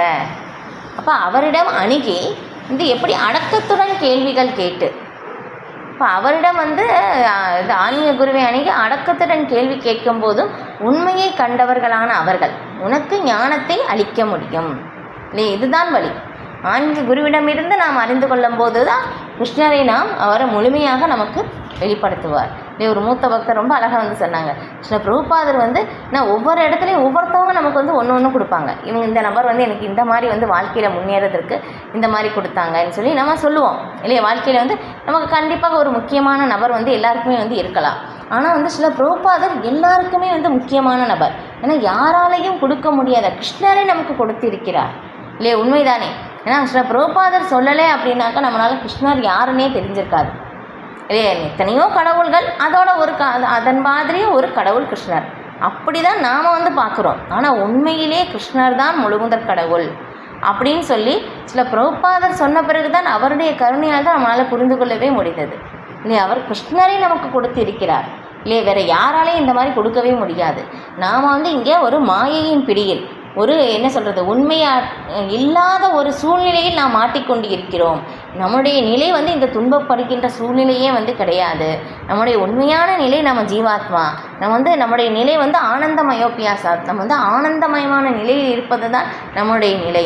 திரும்பி நம்ம ஆன்மீக உலகத்திற்கு எப்படி செல்ல வேண்டும், எதை செய்தால் நாம் வந்து பகவானிடம் திரும்பி செல்ல முடியும் அப்படின்னு சொல்லி அந்த ஒரு வழிமுறையை அந்த ஒரு விளக்கத்தை அதுக்கப்புறம் அதை வந்து அதற்குரிய என்ன சொல்கிறது அந்த விலாசத்தை பகவான் இருக்கின்ற அந்த விலாசத்தையே நாம் வந்து இழந்து போன இல்லையா. நம்ம வந்து வீட்டையே மறந்து வெளியே எங்கேயும் சுற்றிட்டுருக்கோம். ஆனால் உண்மையான நம்முடைய இல்லம் வந்து அது ஆன்மீக உலகம்தான், நம்முடைய நித்திய உறவு பகவான் தான் அப்படின்னு சொல்லி சில பிரபுபாதருடைய கருணையால் தான் நம்மளால் புரிந்து கொள்ள முடிந்தது. இப்போ அதான் வந்து இங்கே சொல்லப்படுது. யார் ஒருவர் ஆன்மீக குருவினால் வழி நடத்தப்பட்டு முழுமுதற் கடவுளிடம் நிலையான பக்தியையும் அதே போன்று அசையாத நம்பிக்கையை ஆன்மீக குருவிடமும் வைத்து இருப்பவனுக்கு முழுமுதற் கடவுள் தன்னை வெளிப்படுத்துகிறார். அப்போது அவனால் அவரை காண முடியும். பாருங்களேன், முழுமுதல் ஆன்மீகருடைய கருணையால் மட்டும்தான் பகவானை வந்து உள்ளபடி காண முடியும். இப்போதான் இல்லையா, அர்ஜுனன் கூட வந்து பாருங்கள், ஆரம்பத்தில் வந்து நண்பனாக பேசிக்கொண்டு இருந்த போதும் அதன் பிறகு சிஷ்யஸ்தேகம் சாத்திமான் துவாம் பிரபன்னம், கிருஷ்ணா எனக்கு வந்து என்னால் முடியலை, நான் உங்களை சரணடைகிறேன் அப்படின்னு சொல்லி சரணடைந்த பிறகுதான் கிருஷ்ணர் ஆன்மீக குருவுடைய பாத்திரத்தை ஏற்றுக்கொண்டு அதன் பிறகுதான் வந்து பகவானே வந்து உபதேசிக்கிறார் இல்லையா. இதெல்லாம் வந்து நமக்கு சொல்லப்படுது. ஏன்னா அர்ஜுனன் அறியாமையில் இல்லை, ஏன்னா பகவானுடைய நண்பனாக இருக்கிறார். ஆன்மீகத்திலேயே மிக உயர்ந்த நிலை இல்லையா, அந்த நிலைக்கு நாம் உயர வேண்டும். அந்த நிலையில் இருக்கும்போது அர்ஜுனன் அறியாமையில் இல்லை. ஏன்னா நமக்கு புரிய வைப்பதற்காக அர்ஜுனன் அந்த அறியாமையில் இருப்பதாக அர்ஜுனன் வந்து அந்த ஒரு பாத்திரத்தை ஏற்றுக்கொண்டு இருக்கிறார். அப்போ வந்து எப்படி சொல்லப்படுது, ஒரு பிரச்சனையை நமக்கு ஏற்படும் போதும், ஏன்னா பகவான் வந்து எதுக்காக அந்த பிரச்சனையை நமக்கு எல்லாருக்குமே கொடுக்கிறார் அப்படின்னாக்கா, அப்போ தான் வந்து நாம் கடவுளை வந்து நினைப்போம். இப்போ இந்த பிரச்சனையிலிருந்து வெளியே வருவதற்கான அந்த ஒரு வழிமுறையை நாம் வந்து யோசிப்போம். நாம் வந்து நாம் அதை வந்து யோசித்து ஆன்மீக குருவை சரண் அடைஞ்சிட்டோம் அப்படின்னாக்கா நமக்கு அந்த பிரச்சனை வந்து முடியும். ஆனால் நாம் என்ன பண்ணுறோன்னா, பிரச்சனையை நம்ம தீர்ப்பதற்காக பற்பல பிரச்சனை வந்து பல செயல்கள் செய்து நாம் இன்னும் மேலும் பிரச்சனையில் மாட்டிக்கொள்கிறோம். இதுதான் நம்மளுடைய நிலை இல்லை, இதுதான் வந்து நமக்கு நடக்குது. ஆனால் உண்மையிலே வந்து நமக்கு அந்த பிரச்சனை ஏற்படும் போது, உண்மையிலே குரு சாது சாஸ்திரத்தை அணுகும்போது மட்டும்தான் அந்த பிரச்சனையிலேருந்து நான் வெளியே வர முடியும். அதான் நம்ம சொல்கிறோம், எனக்கு திரும்ப திரும்ப ஏன் எனக்கு மட்டும் பிரச்சனை வருது. நம்ம வந்து ஆன்மீக குருவை அணுகவில்லை. கண்டிப்பாக ஆன்மீக குருவை அணுகும்போது மட்டும்தான் நம்மளால் வந்து இந்த பிரச்சனையிலிருந்து வெளிவர முடியும். ஏன்னா கிருஷ்ணரை புரிந்து கொள்ளும் போது தான் எல்லா பிரச்சனைகளிலிருந்தும் நாம் வெளியே வரவே முடியும். இதுதான் வந்து வழி. அங்கீகரிக்கப்பட்ட அதுக்கப்புறம் அப்போது அவனால் அவரை காண முடியும். கிருஷ்ணரை மன அனுமானத்தின் மூலம் கண்டிப்பாக புரிந்து கொள்ள இயலாது இல்லையா. சில பிரபுபாதர் பாருங்கள், திரும்ப திரும்ப அதே விஷயத்தை தான் வந்து சொல்கிறார். மன அனுமானத்தினால் கண்டிப்பாக முடியாது. அங்கீகரிக்கப்பட்ட ஆன்மீக குருவின் கீழ் முறையான பயிற்சி பெறாதவன் கிருஷ்ணரை புரிந்து கொள்ள தொடங்குவது கூட அசாத்தியமே. கிருஷ்ணரை ஆன்மீக குருவை அணுகாமல் இது தானே புரிஞ்சு கொள்கிறேன், மனக்கற்பனையின் மூலமாக என்னுடைய பிரச்சனை நானே பார்த்து கொள்கிறேன், கண்டிப்பாக முடியாத காரியம். முடியாதுன்னு சொல்லிட்டாங்க. ஆன்மீக குருவை அணுகும்போது மட்டும்தான் கிருஷ்ணரை புரிந்து கொள்ள முடியும். கிருஷ்ணரை புரிந்து கொள்வதற்காக நான் வந்து முயற்சி செய்கிறேன், அதுக்கான அந்த யோசனை கூட நமக்கு வந்து வராது. ஏன்னா ஆன்மீக குருவை சரணடையாத வரை. இப்போ கிருஷ்ணரை புரிந்து கொள்ள வேறு எந்த வழிமுறையும் உபயோகிக்க முடியாது இல்லையா. நம்ம வந்து பார்த்தோம், ஏகேக குரு நந்தனா, ஒரே ஒரு பாதை தான், இது மட்டும்தான் கிருஷ்ணரை புரிந்து கொள்ள ஆன்மீக குருவை அணுகுவது தான். இப்போ பரிந்துரைக்கவும் முடியாது, மேலும் அவை வெற்றியையும் கொடுக்காது என்பதை விசேஷமாக குறிக்க இங்கு தூ என்னும் சொல் உபயோகிக்கப்பட்டுள்ளது இல்லையே. சதுஸ்லோகி பாகவதத்திலேயும் வந்து அங்கேயும் வந்து சொல்லப்பட்டிருக்கு. பிரம்மதேவருக்கு வந்து பகவான் வந்து உபதேசம் செய்யும் போதும் சொல்கிறாங்க, ஒரு ஆன்மீக குருவை வந்து அணுகி கண்டிப்பாக நம்முடைய உண்மை நிலை என்ன, நான் ஏன் வந்து இங்கே வந்து இந்த மாதிரி கஷ்டப்படுறேன், இந்த பௌதிக உலகம் எப்படிப்பட்டது அப்படின்னு சொல்லி ஆன்மீக குருவை அணுகி இந்த உண்மையை நான் புரிந்து கொள்ள முயற்சிக்க வேண்டும். அப்போது தான் வந்து நம்முடைய உண்மையான நிலை புரிந்து கொள்ள முடியும். ஏன்னா நாம் வந்து சாதாரண அந்த பௌதீக புலன்களின் மூலமாக வந்து இந்த ஆன்மீக விஷயங்களை புரிந்து கொள்வது சாத்தியமே இல்லை. ஏன்னா இந்த பௌதீக உலகத்தில் நாம் மாயையினுடைய பிடியில் சிக்கி கொண்டு இருக்கிறோம் இல்லையா. முக்குணங்களுடைய பிடியில் வந்து இருக்கின்றோம். அந்த பிடியில் இருந்து நாம் கஷ்டப்படுகின்றோம் அப்படின்னு சொல்லி தெரியாத அளவிற்கு நாம் இங்கே வந்து மாட்டிகிட்ருக்கோம். ஏன்னா சில பேர் என்ன சொல்லுவாங்கன்னா, இல்லை எனக்கு ஒன்றும் கஷ்டம் இல்லையே, ஒத்துக்கவே மாட்டாங்க. இங்கே இந்த சூழ்நிலையில் நான் வந்து ரொம்ப மகிழ்ச்சியாக இருக்கிறேன் அப்படின்னு தான் சொல்லுவாங்க. அந்த ஒரு மனநிலை கூட மாயையின் பிடியில் இருப்பது இதுதான். ஏன்னா இந்த பௌதிக உலகத்தில் சந்தோஷமே இல்லை. பகவானே சொல்லிட்டாங்க இல்லையா பகவத்கீதையில், துக்காலயம் அசாஸ்வதம், துன்பங்கள் நிறைந்த இடம் தற்காலிகமான இடம் அப்படின்னு சொல்லி. நம்முடைய நிலை இருப்பிடம் வந்து என்னென்னா நித்தியமான நம்முடைய நிலை, ஆனந்தமயமாக இருப்பது தான் நம்முடைய நிலை. ஆனந்தம்னா என்னென்னா எது நிரந்தரமாக இருக்கோ அதுதான் ஆனந்தம். நேற்று வந்து ஸ்ரீமத் பாகவதத்தில் வந்து ஒரு இடத்துல சொல்லப்பட்டிருக்கு, படிக்கவே வந்து நமக்கு வந்து ரொம்ப ஆச்சரியமாக இருக்குது. ஏன்னா வந்து இந்த அழிவு வந்து எப்படி ஏற்படும் அப்படின்னு சொல்லி ஸ்ரீமத் பாகவதத்தில் வந்து விளக்கப்படும் போதும் கலியுகத்தின் அந்த இறுதி பகுதியை பற்றி வந்து ஸ்ரீமத் பாகவதத்தில் 12வது காண்டத்தில் விரிவாக விளக்கப்பட்டிருக்கு. ஆனால் இங்கே இதில் பார்க்கும்போது ஸ்ரீமத் பாகவதத்தில் ஒரு இடத்துல ஸ்ரீ பிரபுபாதர் வந்து விளக்குறாங்க.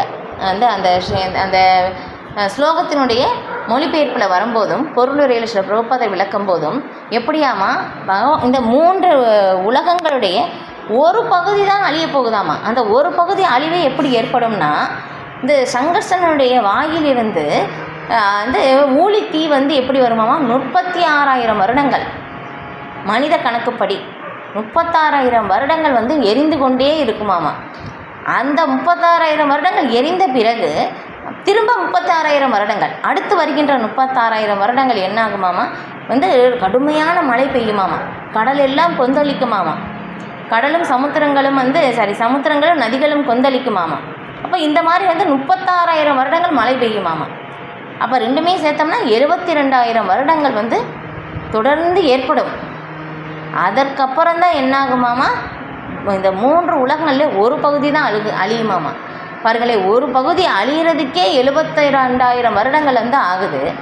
ஆனால் வந்து நாம் என்ன நினைக்கிறோம்னா, இந்த அழியக்கூடிய இந்த உலகத்தில் பௌதீக முன்னேற்றம் வந்து ஏற்படுது, இந்த முன்னேற்றத்தை பார்த்து நான் இங்கே மகிழ்ச்சியாக இருக்கிறேன் அப்படின்னு சொல்லி நினைக்கிறோம். இதுதான் ஒரு காணல் நீர் மாயை, உண்மை அல்லாதது அப்படின்னு சொல்லி சில பிரபுபாதர் வந்து விளக்குறாங்க. பாருங்களேன், இது வந்து எப்படி வந்து நம்ம படிக்கும்போதே இதாக இருக்குது.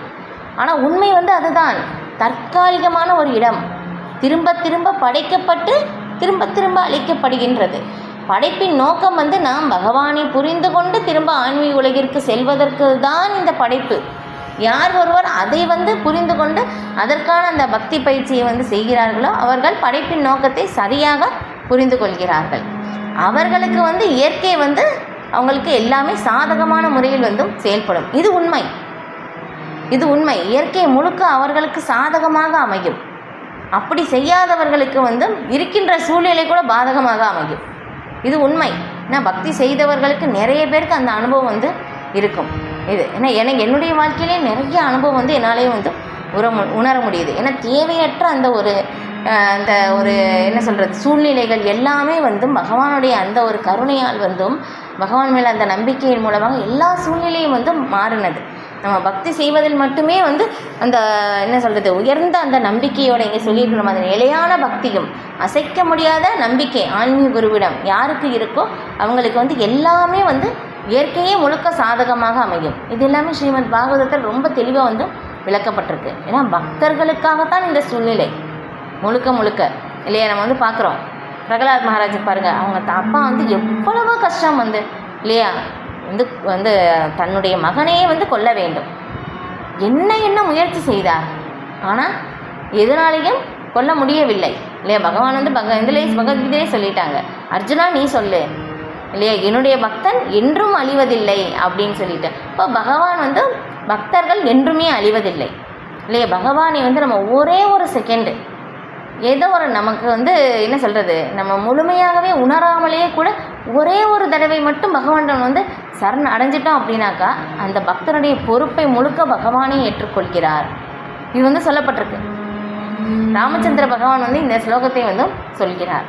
பாருங்களேன், அந்த அளவுக்கு பகவான் வந்து காருண்யமாக இருக்கிறார். ஏன்னா பகவானுடைய நாமம் வந்து அப்படிப்பட்டதாக வந்து இருக்குது. ஓகே, இப்போ 2 கரங்களுடனும் 4 கரங்களுடன் இருக்கும் கிருஷ்ணனுடைய தனிப்பட்ட உருவங்கள் காண்பதற்கு மிகவும் அரிதானவை, சூதுர்தர்ஷம் என்று விளக்கப்பட்டுள்ளது. அத்தகைய உருவங்கள் அர்ஜுனனுக்கு காட்டப்பட்ட தற்காலிகமான விஸ்வரூபத்திலிருந்து முற்றிலும் வேறுபட்டவை.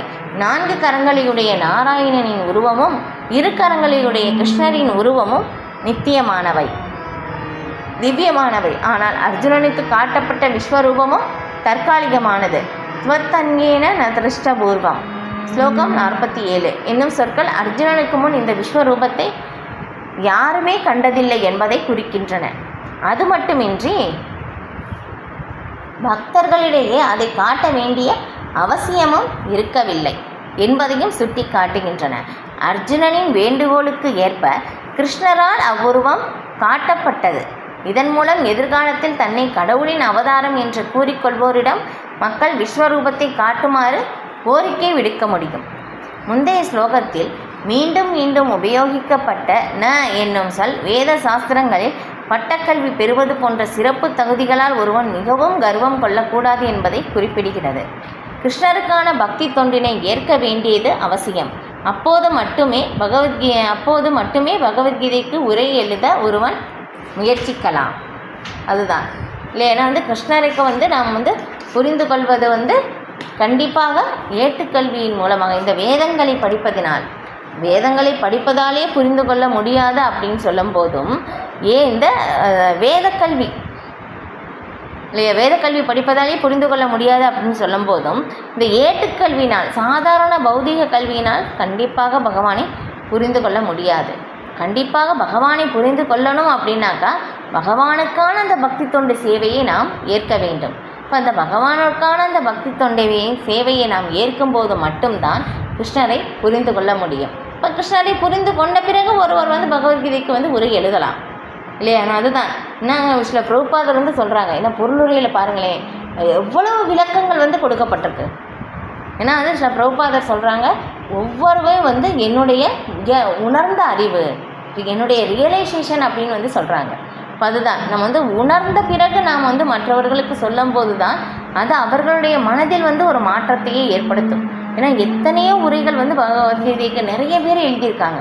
ஆனால் யாருக்குமே மனதில் எந்த மாற்றமும் ஏற்படவில்லை. ஆனால் சில பிரபுபாதருடைய அந்த ஒரு வார்த்தை நான் எப்படி சொல்கிறாங்கன்னா அதான் சொல்லப்படுது உண்மையுருவில் ஆஸ் இட் இஸ். ஏன்னா கிருஷ்ணர் என்ன சொன்னாங்களோ அதை அப்படியே உள்ளபடி சொல்வது தான் ஆன்மீக குருவுடைய வேலை. அதில் எதையும் சேர்ப்பதும் இல்லை, சொந்த கருத்தையும் அதிலிருந்து எதையுமே விளக்குவதும் இல்லை. அதுதான் உண்மையான ஒரு ஆன்மீக குரு. அதை நம்ம படிக்கும்போது தான் நம்முடைய வாழ்க்கையில் இந்த கிருஷ்ணரையே முழுமையாக புரிந்து கொள்ளவும் முடியும். நம்முடைய வாழ்க்கையிலும் முழுமையான ஒரு மாற்றத்தையும் ஏற்படுத்தும். முழுமையான மாற்றத்தையும் நம்மால் பெற முடியும்.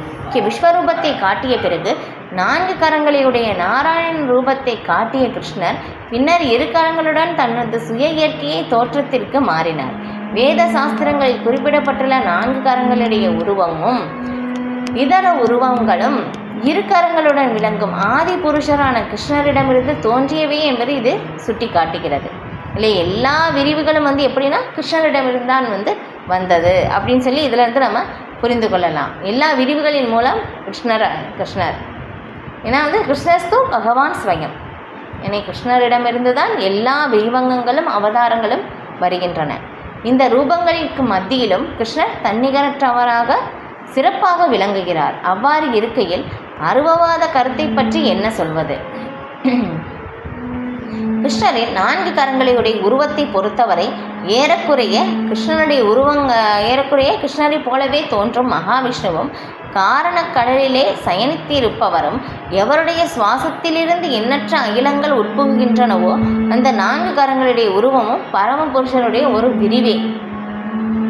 பாருங்களேன், பிரம்ம சம்ஹிதையில் கூறப்பட்டுள்ளது. எசீக்க நிஸ்வசித்த காலம் அதாவலம்பிய ஜீவந்திலோம விலஜா ஜகதண்டநாதா விஷ்ணுர் மகன் சைகேசிய கலாவிசேஷோ கோவிந்தம் ஆதிபுருஷம் தமகம் பஜாமி.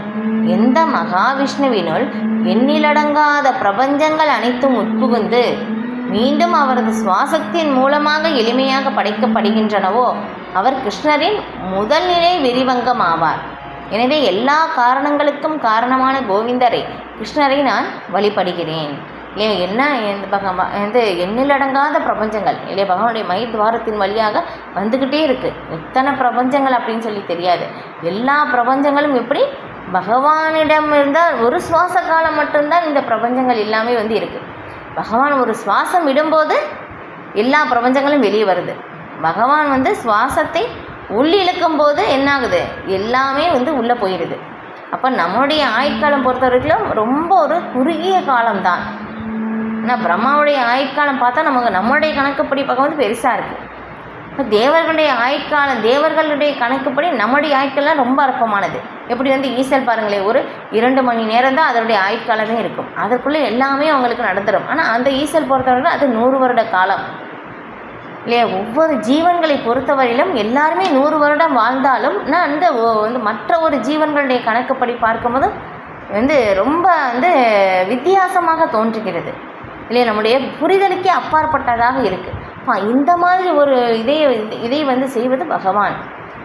எப்படி இது எல்லாமே செய்ய முடியுது? ஏன்னா நம்முடைய புரிதலுக்கு பௌதீகத்தின் என்ன சொல்கிறது, நம்முடைய பௌதீக அனுபவ அறிவிற்கு இந்த எல்லையை கடந்ததாக இருக்குது. இந்த விஷயங்கள் எல்லாமே புரிந்து கொள்ள முடியாது. அதான் சொல்லப்படுது. ஏன்னா பகவான் செய்வது எல்லாமே தன்னுடைய அச்சிந்திய சக்தியினால் செய்யப்படுது. யார் அந்த அச்சிந்திய சக்தியை ஏற்றுக்கொள்கிறாரோ அவரால் தான் இந்த உண்மையை புரிந்து கொள்ள முடியும். அதுதான் இப்போ அந்த மாதிரி இருக்கின்ற எண்ணற்ற பிரபஞ்சங்கள் வந்து மகாவிஷ்ணுடைய ஒரு மூச்சு சுவாச காலத்தில் மட்டும் தோன்றி மறைகிறதோ அந்த மகாவிஷ்ணுவுக்கு மூலம் வந்து பகவான் கிருஷ்ணர். அந்த பகவானை நான் வழிபடுகிறேன் அப்படின்னு சொல்லி பிரம்மதேவர் வந்து சொல்கிறாங்க. தம்முடைய அனுபவத்தை வந்து அங்கே சொல்கிறாங்க. எனவே நித்தியமான ஆனந்தத்துடனும் அறிவுடனும் விளங்கும் புருஷோத்தமரான முழுமுதற் கடவுள் கிருஷ்ணரின் தனிப்பட்ட உருவை நாம் வழிபட வேண்டும் என்பதே முடிவு இல்லையா? யாரை வழிபட வேண்டும்? கிருஷ்ணரை மட்டும்தான் வழிபட வேண்டும். அதை இங்கே பிரபுபாதர் வந்து விளக்குறாங்க. பிரம்மதேவர் வந்து சொல்வதை இங்கே பிரபுபாதரும் வந்து இங்கே விளக்குறாங்க. அவரே எல்லா அவதாரங்களுக்கும் மூலம் இல்லையா? கிருஷ்ணஸ்து பகவான் ஸ்வயம் பகவான் யாருன்னா பகவான் கிருஷ்ணர். இப்போ மேலும் பகவத்கீதையில் உறுதிப்படுத்தப்பட்டுள்ளபடி அவரே முழுமுதற் கடவுளின் மூல ரூபம்.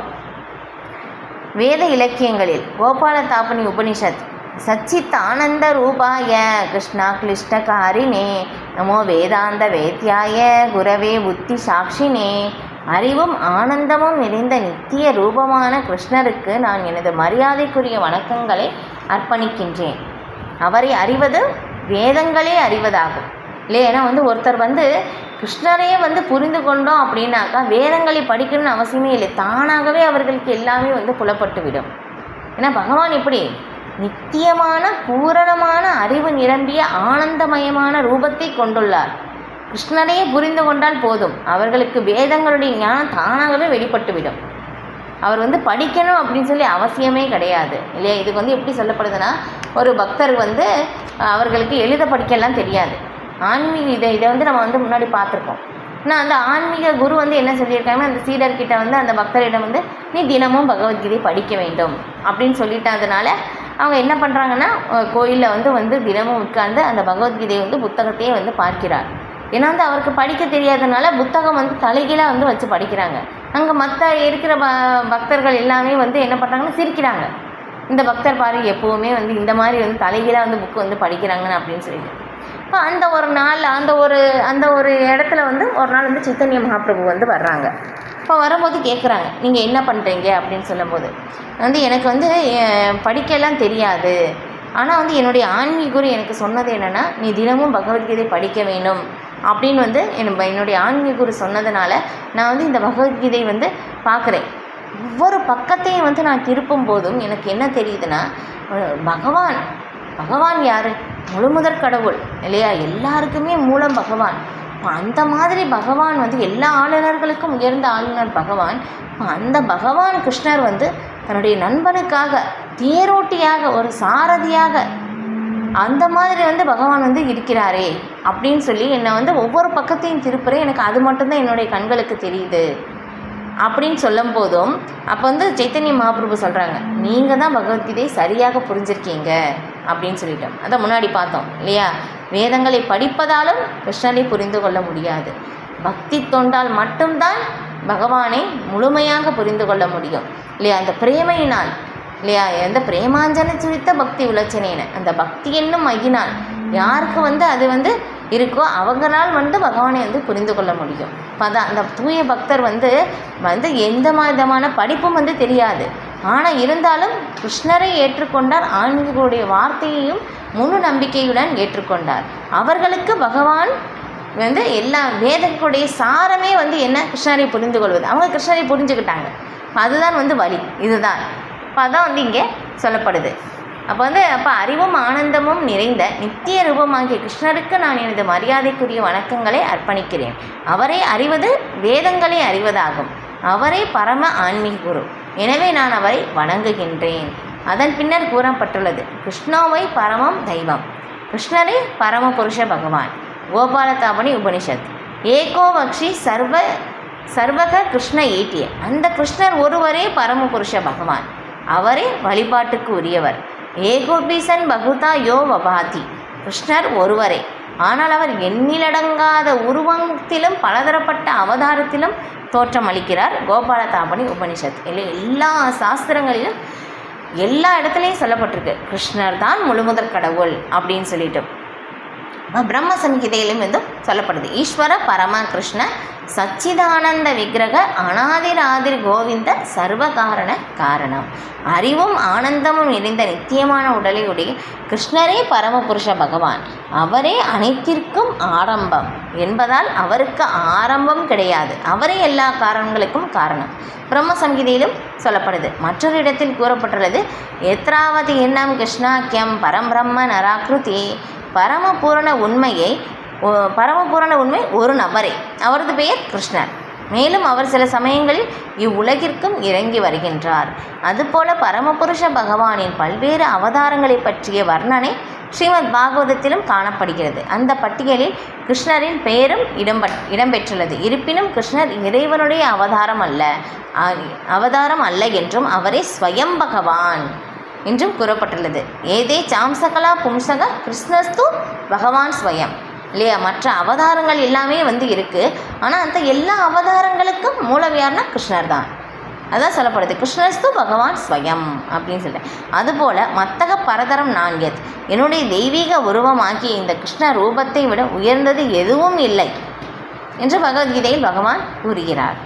பகவத்கீதையில் மற்றொரு இடத்தில் அகம் ஆதிர்கி தேவானாம், எல்லா தேவர்களுக்கும் மூலம் நானே என்று அவர் கூறுகிறார். மேலும் பகவத்கீதையை கிருஷ்ணரிடமிருந்து புரிந்து கொண்ட அர்ஜுனனும் இதே கருத்தினை பின்வரும் சொற்களினால் உறுதி செய்கிறான். பரம்பிரம்ம பரந்தாம பவித்ரம் பரமம் பவான், தாங்களே பரமபுருஷ பகவான், பூரண உண்மை, எல்லாவற்றின் அடைக்கலம் என்று நான் தற்போது முழுமையாக புரிந்து கொண்டேன் இல்லையா? கிருஷ்ணர் வந்து எப்படி நான் அந்த சதுஸ்லோக்கிய பகவத்கீதை வந்து கிருஷ்ணர் வந்து அர்ஜுனனுக்கு சொன்ன பிறகு கிருஷ்ணர் தான் முழுமுதற் கடவுள் அப்படின்னு சொல்லி அர்ஜுனன் ஏற்றுக்கொண்ட பிறகு இந்த ஸ்லோகத்தை வந்து கூறினார். இது எனவே கிருஷ்ணர் அர்ஜுனனுக்கு காட்டிய விஸ்வரூபம் இறைவனுடைய மூல ரூபம் அல்ல. கிருஷ்ணருடைய உருவமே ஆதி உருவம். 1000 தலைகளும் கைகளும் உடைய அந்த விஸ்வரூபம் இறைவனின் அன்பு இல்லாத நபர்களின் கவனத்தை கவர்வதற்காகவே தோற்றுவிக்கப்பட்டது. அது இறைவனுடைய உண்மையான உருவம் அல்ல, ஒரு கற்பனையான ஒரு தோற்றம் இது. ஏன்னா கிருஷ்ணர் தான் முழுமுதற் கடவுள், கிருஷ்ணர் தான் அனுபவிப்பாளர், அவர்களை ஏற்றுக்கொள்ள முடியாதவர்களுக்காக இந்த ஒரு கற்பனையான உருவம் தோற்றுவிக்கப்பட்டது. ஆனால் அது நிரந்தரமான உருவம் வந்து கிடையாது. இந்த பிரபஞ்சம் எப்படி தோன்றி அழியுதோ அப்போ அழியும் போது அந்த ரூபம் வந்து இருக்காது. இப்போ இறைவனுடன் பல்வேறு விதமான தெய்வீக உறவில் அன்புடன் ஈடுபடும் தூய பக்தர்களுக்கு விஸ்வரூபம் கவர்ச்சிகரமானது அல்ல. முழுமுதற் கடவுள் தனது மூல ரூபமாகிய கிருஷ்ணரின் உருவில் திவ்யமான அன்பினை பரிமாறிக்கொள்கிறார். எனவே கிருஷ்ணருடன் மிகவும் நெருக்கமாக பழகும் நண்பனான அர்ஜுனனுக்கு விஸ்வரூபம் மகிழ்ச்சி அளிக்கவில்லை, மாறாக அச்சமூட்டியது. கிருஷ்ணனுடைய நித்திய நண்பனான அர்ஜுனனுக்கு தெய்வீக கண்கள் இருந்திருக்க வேண்டும். அவன் சாதாரண மனிதன் அல்ல, எனவே அவன் விஸ்வரூபத்தினால் கவரப்படவில்லை. பலநோக்கு செயல்களின் மூலம் தம்மை உயர்த்தி கொள்ள ஈடுபட்டுள்ள நபர்களுக்கு இந்த உருவம் மிகவும் அற்புதமாக தோன்றலாம். ஆனால் பக்தி தொண்டில் ஈடுபட்டுள்ளவர்களுக்கோ இரு கரங்களுடைய கிருஷ்ணனுடைய உருவமே மிகவும் பிரியமானது. ஏன்னா பகவானிடம் அன்பு செலுத்துவது கிருஷ்ணனுடைய ரூபத்தினால்தான் அன்பு செலுத்த முடியும். விஸ்வரூபத்தில் போய் அன்பு செலுத்த முடியுமா? கண்டிப்பாக முடியாது. ஏன்னா பகவானுடைய அந்த கிருஷ்ண ரூபத்தில் மட்டும்தான் வந்து பகவானுடைய அன்பை நாம் பரிமாறிக்கொள்ள முடியும். அதனால் பக்தர்களுக்கு